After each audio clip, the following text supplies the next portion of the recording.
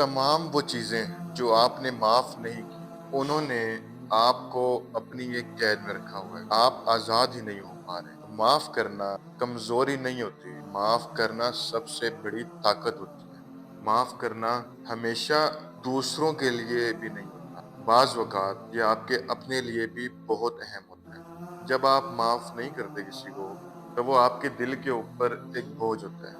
تو اگر آپ وہ بوجھ خود سے اتارنے میں ناکام ہو گئے، اپنی شکست کی وجہ سے، اپنی کمزوری کی وجہ سے، اپنے نامکمل ہونے کی وجہ سے، اپنے انسان ہونے کی وجہ سے، تو پھر اپنے اس بوجھ کو اللہ کے حوالے کریں۔ پھر کہہ دیں کہ اللہ، میں تیرے فیصلے پر راضی ہوں اور میں تجھ سے اب سکون چاہتا ہوں۔ اور نیلسن منڈیلا نے ایک دفعہ کہا تھا نا کہ جب میں جیل سے نکلا تو میں نے یہ طے کیا کہ میں نفرت کو اندر ہی چھوڑ دوں گا، اپنے جیل میں ہی رہنے دوں گا، کیونکہ اگر میں نفرت کے ساتھ ہی باہر آیا تو پھر تو میں قید میں ہوں۔